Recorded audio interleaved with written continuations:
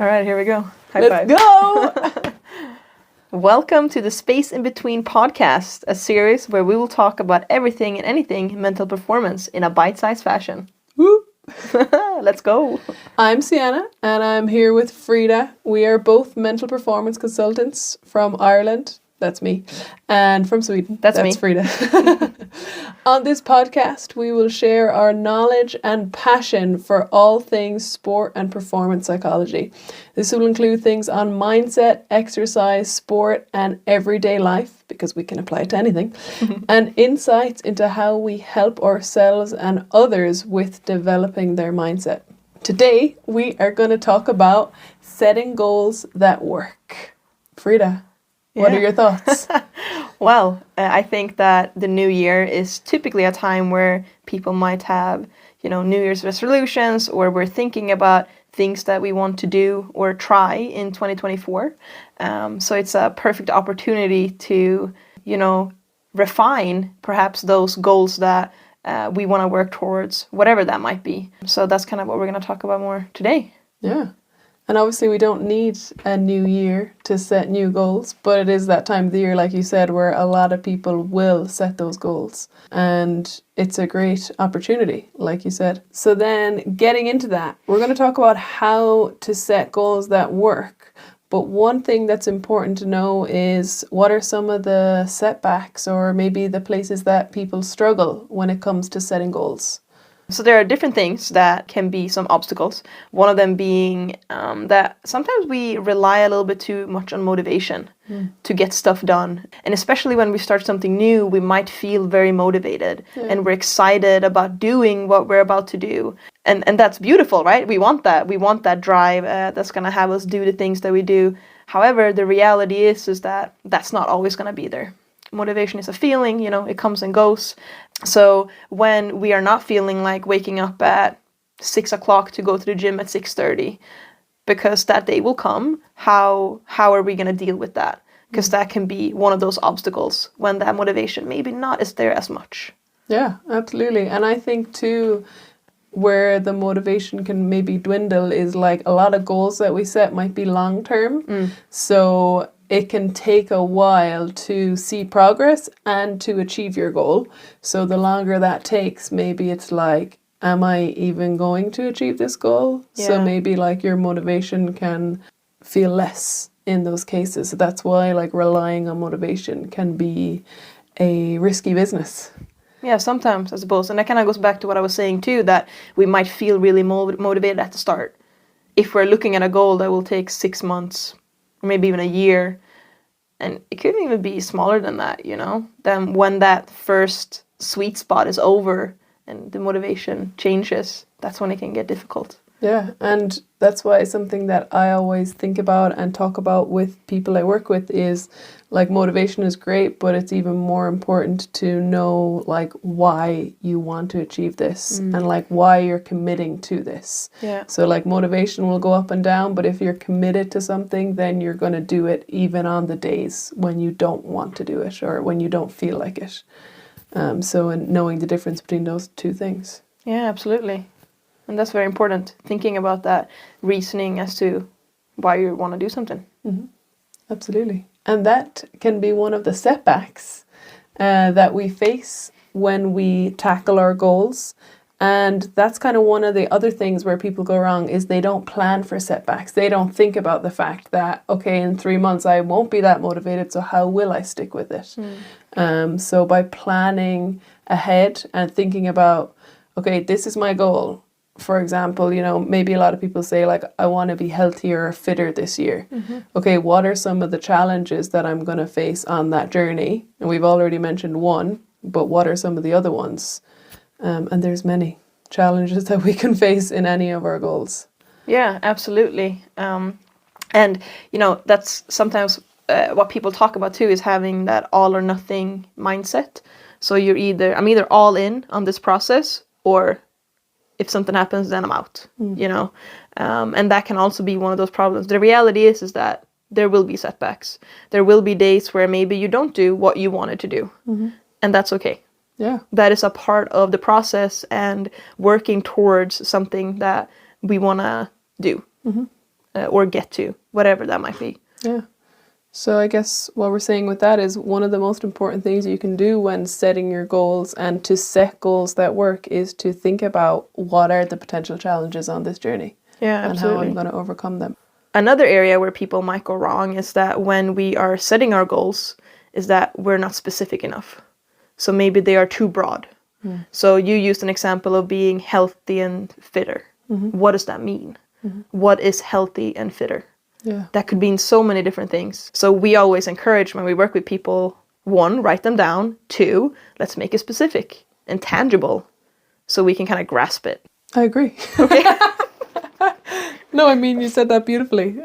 Yeah, like we just think like, yeah, by the end of this year, I'll be fitter.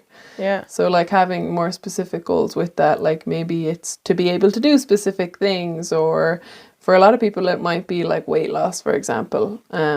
Or for athletes, maybe you have a specific competition or a team in mind that you want to play on, you know, so being as specific as you possibly can with your goals. Yeah, and I even think about myself for just for a second. I'm going to talk about myself with being healthy and fitter. When I think about that, if that was a goal that I would set to make it more narrow or specific, I want to be more mobile. And one of the things that I kind of joked to you about yesterday was, well, I want to be able to touch my toes because I can't do that right now.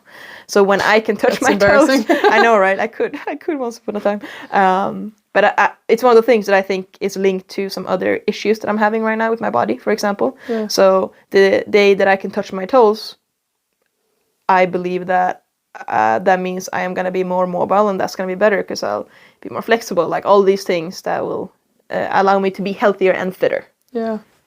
Yeah, that kind of ties in with like what we touched on is like knowing why you want to achieve the goal. And you actually made me think of someone that I spoke to before Christmas, and you know, they were saying that they want to make this team, like be a starter on the team. And like I'm sure a lot of athletes have a similar goal to that. But then when we dug deeper, it was actually like, it's not necessarily about making the team, it's about, you know, making myself proud that I've worked hard to get there, and you know, showing my parents that the time they've put into this, like I have really been appreciative of that. Yeah. So like it was a lot deeper than, yeah, I just want to play football or hurling for this team, you know? And that can drive you on those days when it is hard. Absolutely. And for a lot of us, there is a deeper reasons, even if we don't think about them right here, right now. If you sit with it, Yeah. it's probably more than just, oh, I want to be able to touch my toes. Yeah, You know? so when you think about wanting to touch your toes, you know, remember why, Frida. Yeah, I know. Oh, jeez. So with that said, and those 3 things where people might go wrong, let's talk about how to set goals that actually work. And one of the first things that we want to talk about is the outcome. Yeah, so setting the outcome goal. And that's kind of going off what we just said. Yeah. Like having the vision of, and if we talk about, okay, new year, so by the end of the year, and you can think about this by the end of the season or by the end of this period of time that you set, what do I want to have achieved?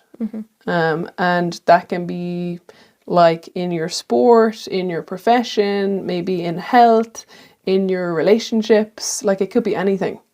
A lot of what we will talk about is sport and exercise because that's what we're into. But, you know, you can apply all these things to anything. And like Frida said, like making it as specific as you possibly can, because then that's going to give you something to strive towards. And then when we think about the outcome goal, what's even more important, so at the end of the year, right, to get to that point, there's many months, many weeks, many days before we're there. You want to break down that goal. Yeah. So sometimes, and this could also be something that we do wrong, is that we have this goal, but we forget to break down the stepping stones and the little things that we can do every single day to get closer to that outcome. Yeah.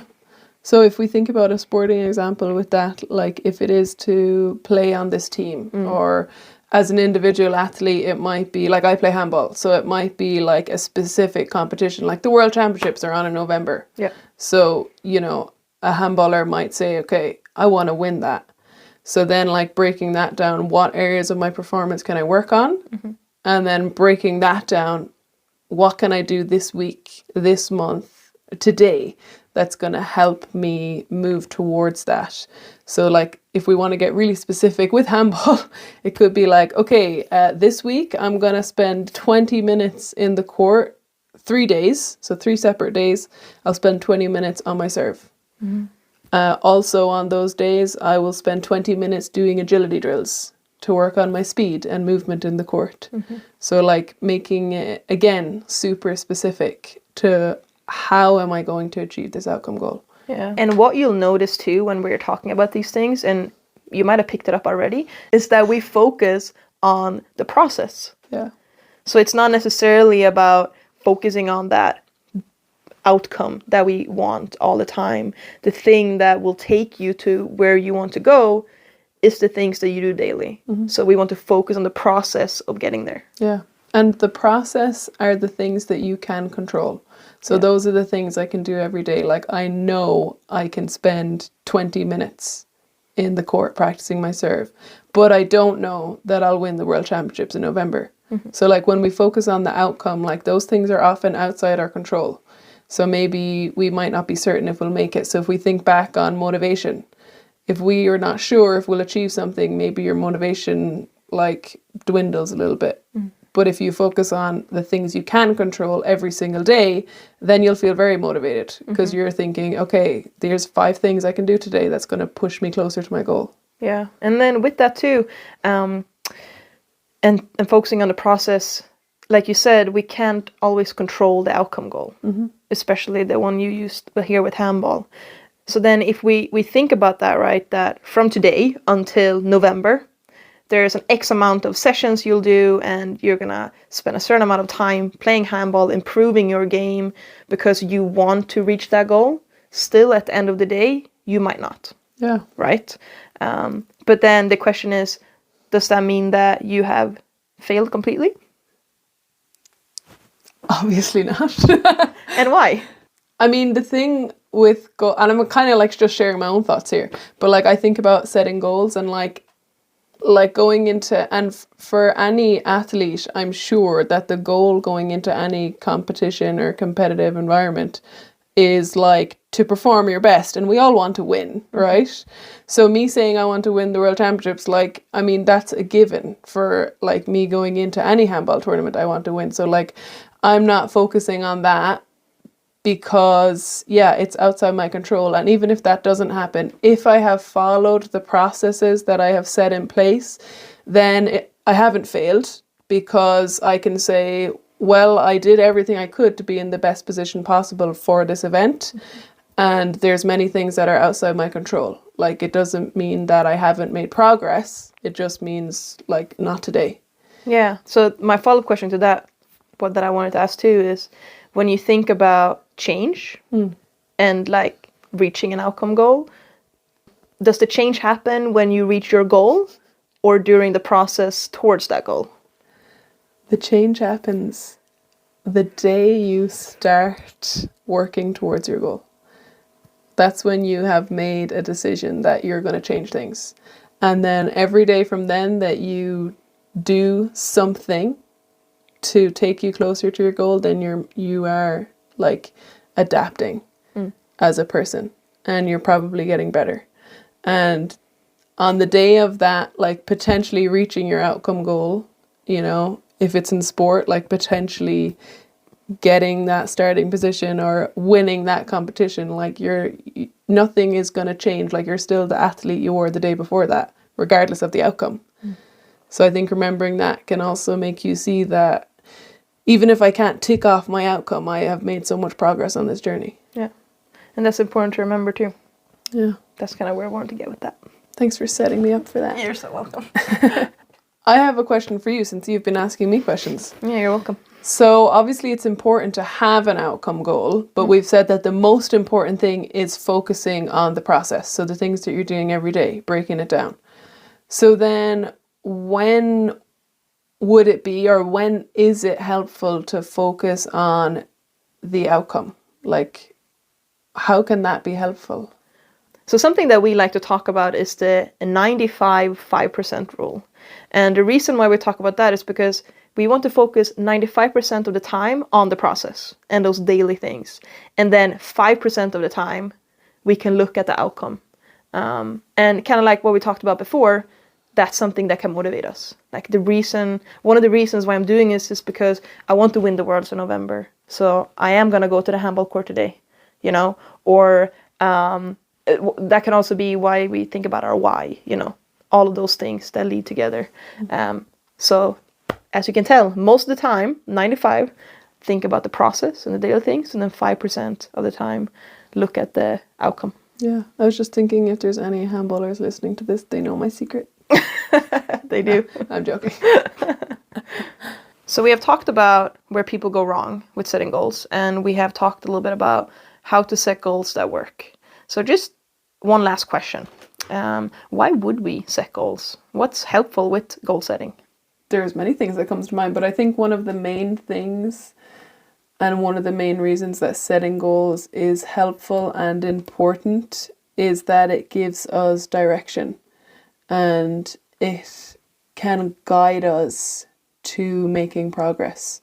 And like we said, it's not within our control that we will achieve our goal.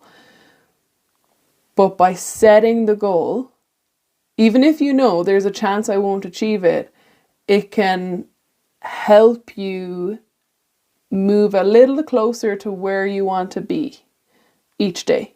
So it can help you set up the processes to make conscious decisions with your actions that are going to help you improve or help you learn more or help you develop whatever it is you're trying to develop. And that's like when I think about setting goals, that's one of the main things. It's kind of like a map from where I am now to going in the direction of where I want to be, even if you're slightly uncertain in a year, like what that destination will be. Yeah. And the destination isn't linear, right? But if we still have that something that we are striving towards, we can be adaptable and keep following that map, regardless of which roadblocks might come up. Yeah, absolutely. So kind of wrapping up this episode today, I feel like it would be kind of rude to not share some of our own goals that we might have. So Sienna, how about you start? I mean, I've already talked about one goal for this whole chat that we've had, but something that's funny about it, and I was thinking about this as I was using this example over and over again, is that like I don't necessarily sit down and write down the goal of winning X tournament. Like I wouldn't be like writing down at the top of the page, okay, win the world, and then what's the path to that? It is a given that if I enter a handball competition, I want to win, and like that's my intention is to win. But something that can maybe go not wrong, but can like shift my focus sometimes is if I'm solely focusing on winning, then I'm not focusing on like the actions I'll take to do that. So instead of setting those goals of like, I'm going to win the Worlds, for example, like my goal as a handball player this year is to end the year a better handball player than I started it. And that means that I can break that down into different aspects like, okay, serve, footwork, back wall, offensive game, and then every week set a plan. Okay, how will I improve these aspects of my game? And the chances are that if I can improve all of these aspects of my game, I will perform close to my best come the end of the year. And obviously, if you're performing close to your best, you increase your chances of getting the result that you want. And even then, it's uncertain. So like, my sporting goal with handball is to finish the year a better handballer than I started. Thank you for sharing. Yeah. And you went into a lot of detail there. Love it. Hopefully there will be many accolades along the way so we can check back in next year. Yeah, that's it. But we'll do that. We'll check back in. All right, Frida. Oh, yeah. What about you? Well, I have two things. Last year, one of my main goals was to be pain-free because I had shoulder pain and foot pain like constant all the time for different reasons. I achieved that. However, I feel like there are still moments maybe where I have small flare-ups of things. It's not the same way, you know, it's a constant thing that I'm working towards to making my body healthier in that way. So one of my goals is to improve my mobility. And with that, I wrote down be able to touch my toes. But it's not so much about touching my toes. It's like I mentioned before, if I can, that means that I am more flexible and mobile in that range of motion. Because I know that I have a very tight posterior chain, for example. And I think that's impacting everything else, right? So it's not necessarily about touching the toes, but it's about that overall health, right? And then another one that's a big one when it comes to fitness for me this year, and overall health, actually, if we think about it deeper, is that I want to run a half marathon. If I am able to train and run for a half marathon, that means that my foot, plantar fasciitis, isn't flaring up the same way it did the past a year and a half, you know? So in that sense, that means I have a healthier body and also that I am pain-free and free in that way, you know? Yeah. So it's not necessarily about the half marathon. It's about what that means for me and my health. Yeah. Nice. I'm excited to see Me your too. progress. Yeah. Oh, I've said it out loud now on a podcast. Dang. I'm joking. Another goal that we both have is to have this podcast reach 1 million subscribers. So Oh my God. I didn't That's it. give a time frame. So that said, thank you for listening, and we hope that you'll keep joining us for these informative, helpful chats. Yeah, be one of the first of the million there and give us a follow. Yeah. And share with your friends. And remember to keep using the space in between.